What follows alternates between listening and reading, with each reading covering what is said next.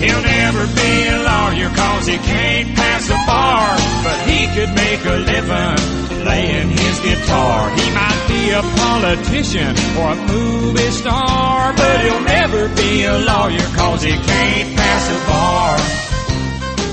Them's true words. Speaking of the bar exam, ladies and gentlemen, we just heard that short little clip from Ken Mellon's great song, "You'll Never Be a Lawyer." Those folks, not happy campers, sitting there. I think that's in room 200. I'm not sure which room that is. 200, I think. Not happy campers. We had a bunch of unhappy campers today in room 300. We had first big test today of the spring 2009 semester in commercial transactions, and a lot of grumpy looks and stuff like that. People say, "Oh, this stuff is boring and it's just terrible and he makes us memorize all of this blah blah blah blah blah." Well, heck, ladies and gentlemen, that may be, but this stuff and the stuff that was on that test today that you thought, "Oh, why do I have to know that?" Well, you got to know that stuff to pass the bar exam. A couple of days ago, a posting appeared on in one of the e-discussions, the electronic discussions on the commercial transactions website. A student recommended a YouTube video on, I think it was credit swap derivatives or something. I looked at that and I said, "What are you talking about?" Well, YouTube, you think of YouTube as silly little dating pictures or of your pets or this, that, and anything. Well, doggone it, I checked out that link and it was an interesting kind of lecture. Well, that one thing led to another. I started typing in, searching through YouTube, and I typed in credit swap derivatives. I found a couple of other kind of interesting videos on credit swap derivatives. Well, I was on a roll, ladies and gentlemen. Collateralized debt obligations. Come on. If we're talking really provocative stuff on YouTube, well, all of that got me to thinking, geez, is there some way to get my lectures onto YouTube?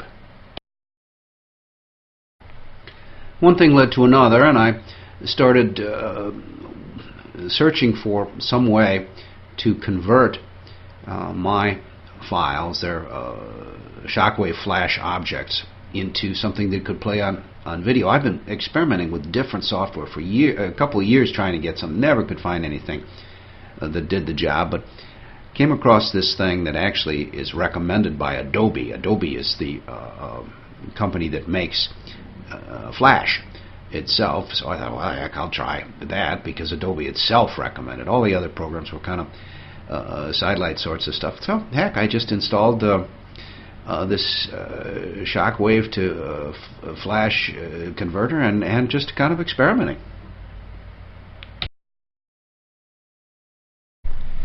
I have a feeling that this software may allow me even to create a version of these files that will play on iPods. Students have been asking for a couple of years if there was some way they could play the lectures on iPods.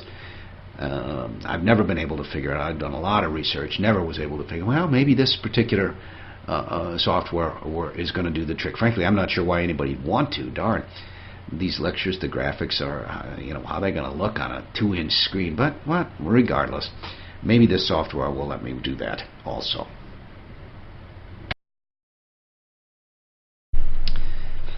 Finally, there I am sitting in what formerly was my office at the law school. That office now is storage. They moved me to a different office at the law school and replaced me with storage. That picture was taken, I'm thinking, maybe 5-6 years or so ago, while I was recording some lectures. That's an older computer. I've got a different computer now and a flat screen monitor and stuff like that. But I was recording some lectures in that picture. This is kind of what it looks like at my home office as I'm talking to you today from my home office. Interestingly, this picture is the only picture that has ever appeared in the Journal of Legal Education. It's a kind of a typical stuffy academic journal and about legal education issues, and it's all text.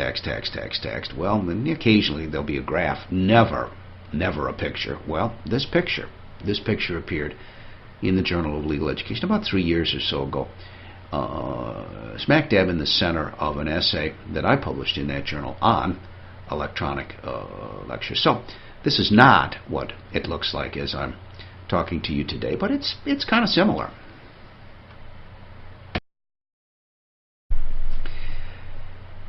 Bunch of students walking out of the law school. That picture's a little bit out of focus right there, and I can't imagine how it's going to look like on this video.